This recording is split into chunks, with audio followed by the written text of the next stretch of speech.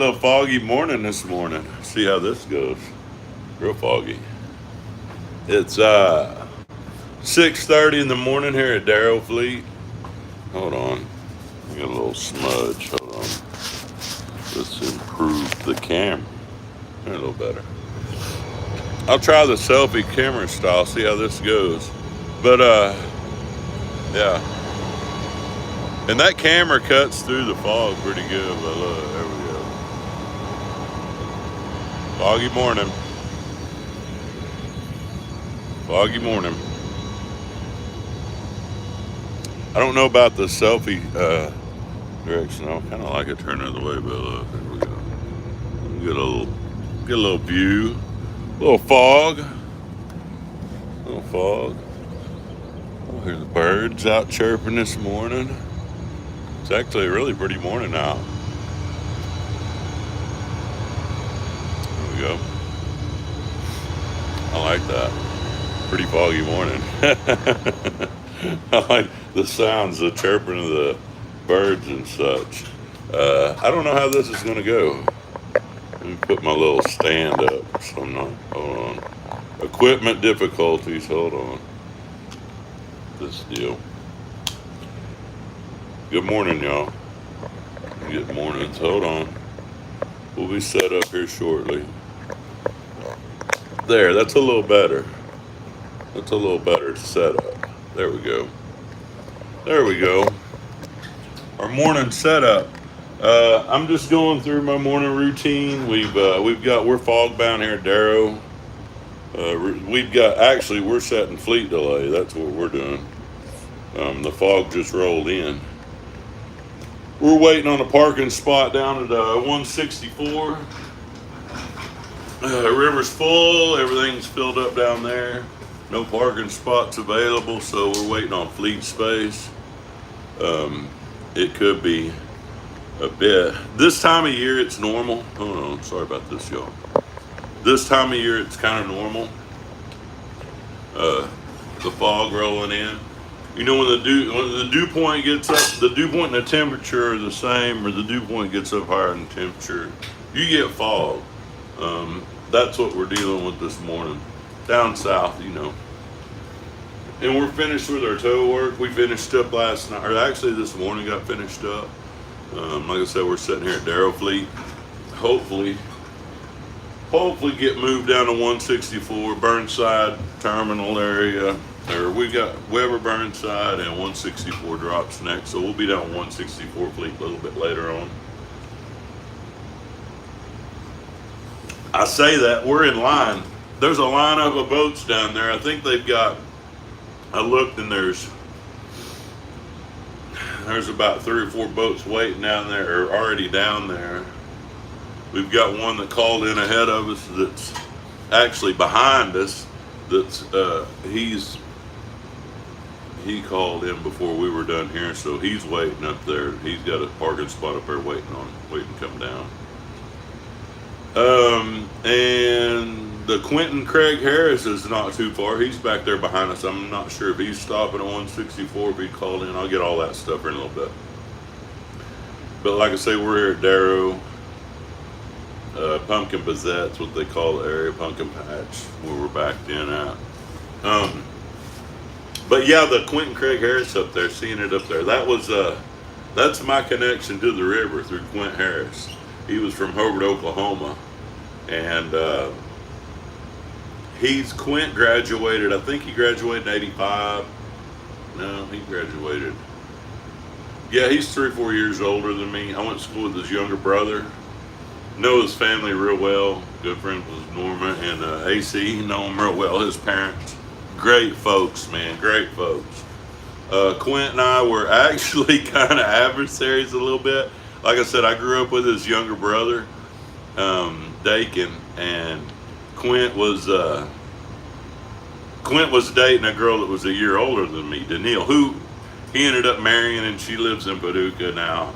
Quint's passed. For those that don't know, Quint died in a motorcycle accident a few years ago. He was a port captain at Marquette at the time. But anyway, long and the short, He came out of high school, and I think Quint. I don't know if he tried college or didn't try college. And where we are up in Southwest Oklahoma, really at that time there wasn't much. There was a little bit of oil field, working on farms around there locally, and if you didn't, there really wasn't a whole lot for us. If you didn't go to college and get out of town, there wasn't a whole lot to do. And Quint's dad, AC, I'm pretty sure, I'm a little sketchy on this, but I'm pretty sure they were in the military together. And so Buckley and AC knew each other through that, and they stayed. They were family friends. They stayed in contact. I mean, they were close enough where they used to go visit each other now and again. And yeah, Quint got out of high school, needed a job, and so Buckley put him on a towboat, and that was kind of the start of the Hobart, Oklahoma connection, Southwest Oklahoma connection to the river. When we saw Quint come, I remember Quint buying a house and, having new trucks and boat and all that stuff. And, a young man, that'll get your attention. I went to college. I had a lot of buddies that came out to the river initially. And I knew a bunch of them that came out to the river. Quint had already worked his way up. By the time that I made my way to the river, a lot of the guys had already had their pilot's license and stuff like that. I think I had 2 or 3 buddies that were already wheelmen by the time that I came out here. And I was really just coming out here. I was in between. I'd taken off some time from school, from college at Oklahoma State, to help out on the farm a little bit. And I decided I was going to go back and finish up and get my degree. I was going to school for chemical engineering, and so that was kind of what I was looking at, was going back to school and finishing up my degree. That I'd kind of got a little burnout. Plus, like I said, helping out with the family farm. So I was headed back to school, but I had some time to kill in between that. There was, I'd worked other jobs and stuff, and long and the short, man, I'm getting my stories I'd worked for a uniform company. I'd actually had a couple other jobs. But the long and short, I was going back to college, and enrollment was going to be like a month or 2 away, and I had some time to kill, and I had buddies that worked on the rivers, and that was just something that I thought I would do. I thought, well, I'll come out here and work on the river for a month. For an experience. Just something I could tell my grandkids, man, I worked on the Mississippi River. I came out here, I was just going to ride one trip, 1 month, make a little money and have a good experience. And you see what happens. Long and the short, first trip I got on a boat was on the Illinois River on the Daniel Webster. Captain John David Arnold, and the pilot was Rusty Surratt. And Rusty actually just passed not too long ago. Throw that in there, but John David Arnold. I remember that big man. This just thick Tennessee drawl. The way I've compared him is because he's a very big man. But not and the thick accent was picture Foghorn Leghorn, the cartoon character, the big chicken. That was a John David Arnold. A boy. He is a good guy, man. He's John David. I stay in touch with him to this day. But no, what I did was I went up to the wheelhouse and I watched what he was doing. John David was a very patient man. So he explained, even though I was up there peppered him with questions and probably shouldn't have been bugging the captain, John David was really, he really patient with young guys, man. He's a wonderful soul to this day. I love that man. But he showed me stuff, I grew up with the boat and going to the lake and stuff, and was always intrigued by, that type of thing. But this was a whole new world. And driving boat down the Mississippi River. Long and short, we made it down to Mel Price Lock and Dam and the Chain of Rocks Canal. At the time, they didn't have weir dikes in there, so it was a little bit harder to get into that canal. You really had to get your point and all. But I remember him telling me a trick to getting down in there. He said he had to line up these high lines.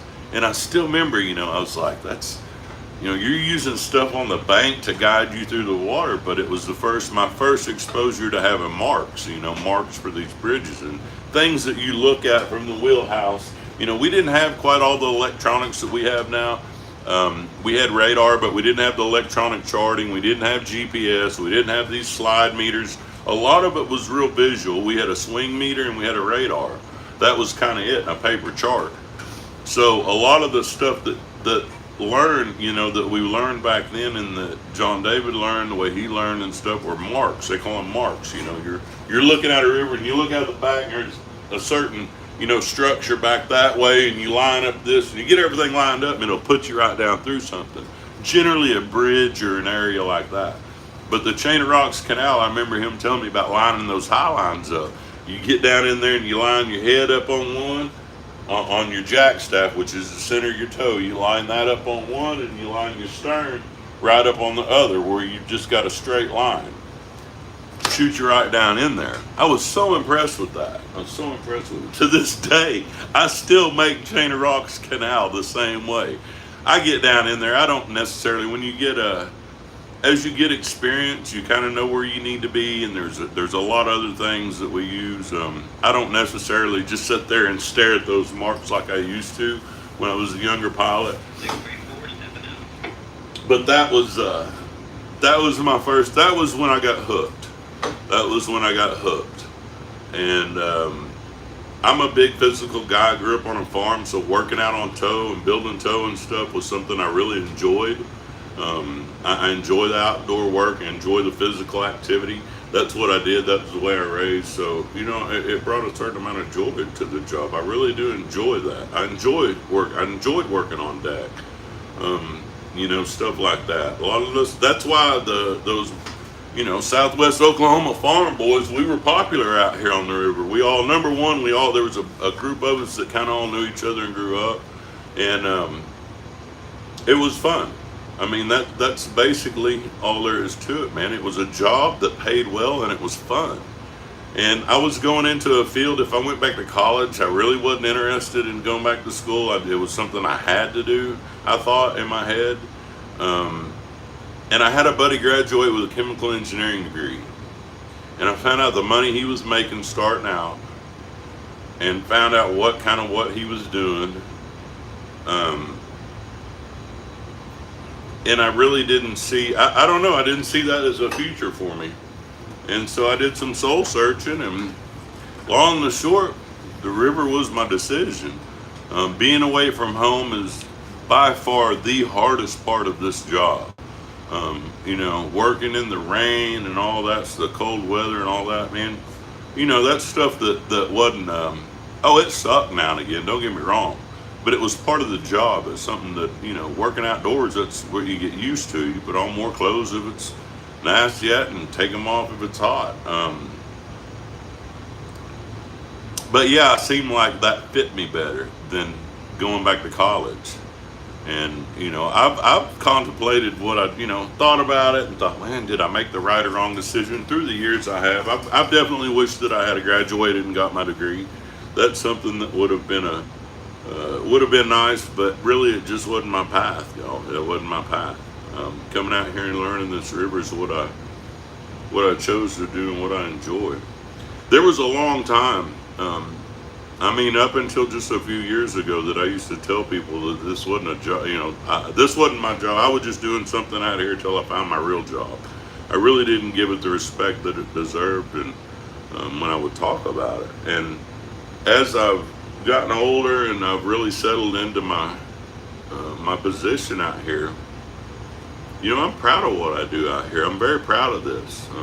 I've learned so much. I've met so many people. It's been a great life. It's adventure filled. I mean, I know that it's been an adventure filled life. But yeah, that's kind of how I worked my way out to the river. Was connections through Quint Harris and the B&H. I never worked with Quint. I never worked at B&H. I have buddies that got their start there, and that was kind of where it went. But then a lot of us It was a lot of B&H and WKN. That was Western Kentucky Navigation and B&H, two companies out of Paducah that are no longer. But Dave Dewey and Buck Lay really took on a lot of Oklahoma boys, and I think we did them a good job. I know that we've, a lot of us have really made good careers out of this. There's been a good flow of money that's made its way back to our hometowns and stuff, and that's always good, But I don't know. That's kind of how my story went with starting out on the river. I probably left out a lot on that. That was really quick, but yeah, John David Arnold. I blame him for this. He got me hooked. There was the connections, the Quint connections, and the Buck Lays and the Dave Deweys and stuff like that. But my first trip was really pretty amazing. The number of people that I met, it was a really odd thing. We were at Cairo and we had to change out a clutch tire, and that was where I met the owner. And I didn't. It just, a lot of it was dumb luck. A lot of it was right place, right time, being prepared. I was a worker, so I was a green deckhand, and I was down there helping the chief engineer, which I didn't know wasn't required, but it was something. I was on a boat. I was a crew member. I thought something needed to be fixed. We all jumped in and helped. There are some chief engineers that are running deckhand out of the engine room nowadays. Well, even then, but luckily I had a patient old chief engineer, Paul Sumner, that he didn't mind the help. And I was handing him tools, and this little short fella that had a zip up jumpsuit, work overalls.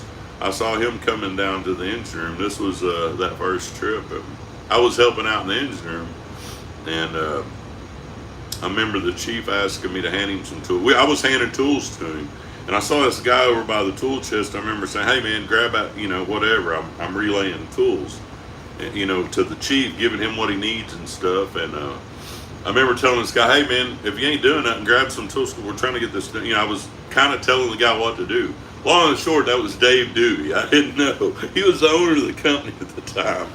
So, of course, the chief messed with me and told me that Dewey was probably going to fire me after I ordered him around like that, but it wasn't.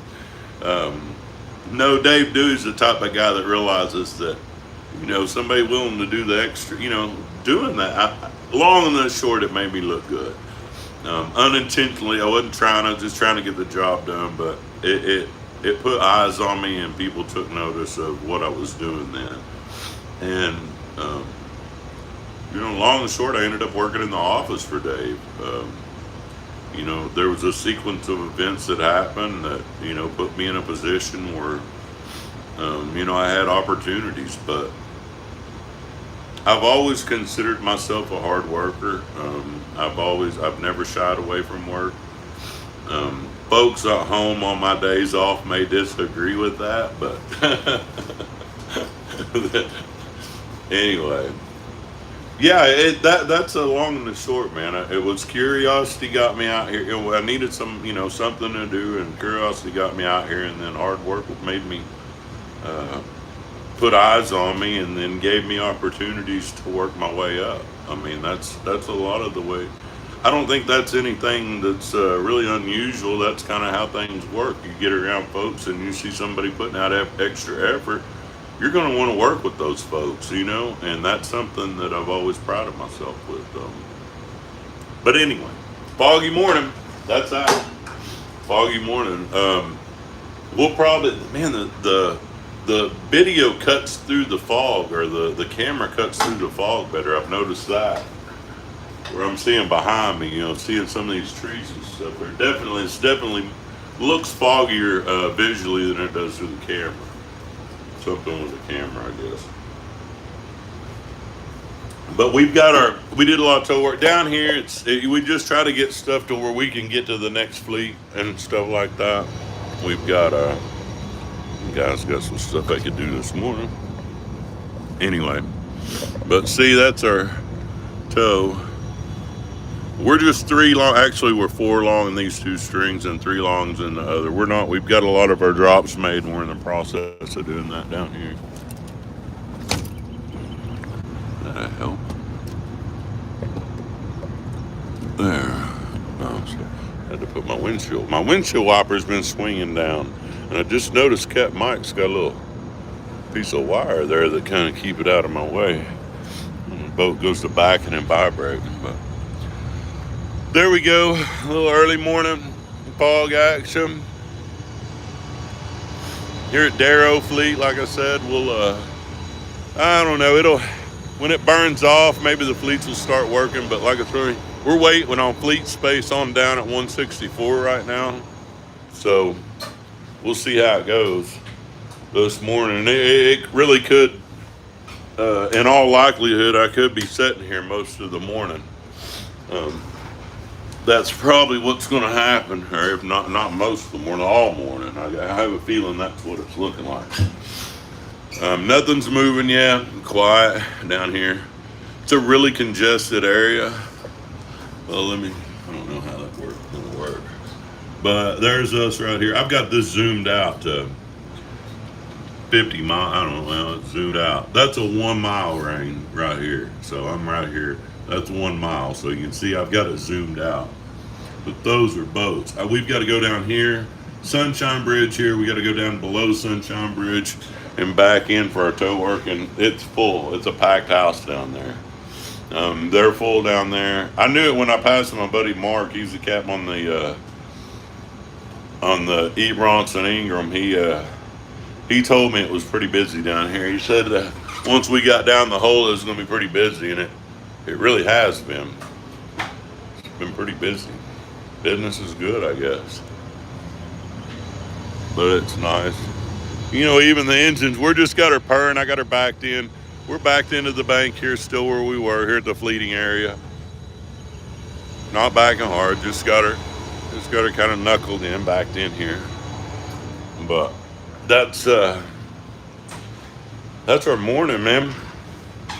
I don't know how live streams are going. I don't know how y'all enjoy them. It's a little bit easier for me to do stuff like this, where I was going to sit and talk a little bit this morning and just ramble content. You know, I've had people request some of this stuff, so I try to put as much content out as I can without getting stupid about it. I've got a lot of videos to upload as usual. I'm scheduled to be off here around the 5th, so when I get home, I will do some uploading. I really do have a lot. I've got a lot of stuff already edited and put together that I've tried to upload, but with these 4K, you know, the 4K stuff, when I try to upload, a lot of times it's really slow if I don't have a good connection. The 5G helps a little bit, but to be honest, I've got to be really close. With the 5G, it's the range isn't as good, so you've got to be closer to the tires to get really good speeds. Down here, it's not bad. Once we're down here in the hole, when I talk about the hole, Baton Rouge South, we consider the hole. Anyway, that's kind of how it goes. I'll try to do some of the live streams. The thing about the live streams, I get, you know, if I get busy, a lot of times I lose focus or something like that, and I kind of like to. Anyway, yeah, radio stuff down here. You hear all kinds of. You get the ship traffic down here, so you'll hear all kinds of stuff. You'll hear guys. You'll hear some, you know, foreign guys talking back and forth to each other on side channels down here all the time. Lots of stuff on the marine radios down here. This morning it's quiet. It's quiet. Foggy mornings down here. We haven't had a lot of fog since I've been on this trip. We've had a couple of foggy mornings, but nothing like this. It's quiet. Everybody's sitting around drinking their coffee this morning, waiting on the fog to roll out. So, yeah, that's my morning. I don't know.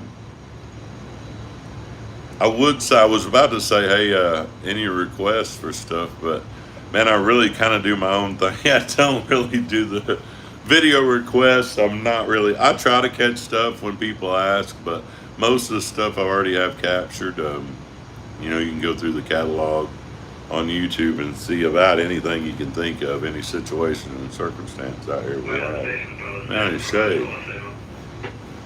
About that time. About that time. Laundry and shave day. Yesterday was Sunday. And the guy there, the washing machine was full most of the day, but I need to do a little trim. I mentioned yesterday when I walk by a mirror, sometimes I'll stop and stare. Well, I'm doing the selfie mode on my on the live stream, so I can sit here and see myself. So I'm nitpicking. Hold on. I think I actually took my glasses off for the thumbnail. I wear contacts quite a bit at home. I wear my glasses more out here because every 6 hours I don't sleep in my contacts, so it's just more of a hassle and easier. But yeah. I need to get the clear side. I need to get lens replacement to where I don't have to wear glasses or contacts anymore. I'm looking into that, y'all. You know, at my age, you kind of got to work on getting all your body parts replaced. So far, I'm good with all my joints, my knees, luckily, fortunately, I've had most of the surgeries on my knees when I was younger, and they're pretty good shape. My joints, I've had some elbow problems, mainly from lifting weights, but as you can tell, you know, those aren't original. And now I'm looking at getting the lenses replaced. And I don't know, man, my hearing's not good, but I don't want to wear a hearing aid. If they had something that I could do with that, then, you know, man, I'm just going to be, I'm going to replace parts as much as I can, y'all. I want to try to replace all the body parts that don't work. I don't like my teeth. I've got to get them in to get this worked on. A little gap. It looks like there's a gap. See? I'm noticing some of that. I got to get those. I want those fixed. Anyway. See, I'll sit and stare at myself, y'all. That's going to get sad. We quit talking about River, and we're going to start talking about myself, and then it goes down it's a downhill slope from there. Anyway, but no, that's just, I thought I'd catch a little morning stuff. I saw the Quint Harris's back in up there. That's what got me thinking about, you know, Quint and the story about how I got out here. And I had people ask that quite a bit. But yeah, I'm a Southwest Oklahoma farm boy. I had somebody yesterday, and I don't mean to be, I really appreciate the comments and questions and stuff like that and the interaction. I really do try to keep up with that stuff. But I've noticed I need to answer those questions after I've had my coffee because I get snappy sometimes and it's unintentional. Number one, that's not what I want to do with folks that spend time watching my videos and stuff like that. I don't want to come off as pissy or an asshole. And so, somebody was asking me, they were giving me this long, I can't remember your name, but it was a long comment about basically breaking down how to farm crops, you know, and how we get what we haul down here. Now, if you were giving me a story about steel coils, I'd have got all into that. But when somebody tries to tell me about crop rotation and how to plant and grow crops and how corn and how this corn and beans and all this stuff came about that we're hauling, that's my background, you know. So that's my background. Farm management, agronomy, stuff like that. My dad actually, he graduated from Oklahoma State with an agronomy, and yeah, he had an agronomy degree. I think that's what it was. Anyway, we're Aggies. We know all about grain production, growth, all that stuff. Anything hard red winter wheat, cotton, alfalfa, cattle. We stuff like that. We had about long and short 3,000 to 5,000 acres of wheat. We would have a good year, maybe 500 to 1,000 acres of cotton. We'd have usually 100 to 200 acres of alfalfa. I think those were the main crops that mainly wheat. But then we ran close to 200 head of cows. So, figure double that. We're in calving season. I worked cattle all my life. I grew up on the farm. Me and my cousin had a small herd of show sheep, Suffolk sheep that we raise that I just use for show and for fat stock shows and stuff like that. So familiar with. I had pigs, show pigs. So familiar with show cattle, all that stuff. Show, all that stuff I dealt with.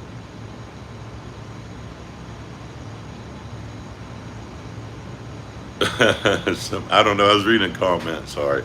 Anyway, yeah, some of me talking this morning. I don't know how that'll go over, um, but just a little me rattling. So anyway, that's 30 minutes. That's pretty good. That's pretty good. So I hope y'all enjoy it. Like I said, I enjoy the interaction.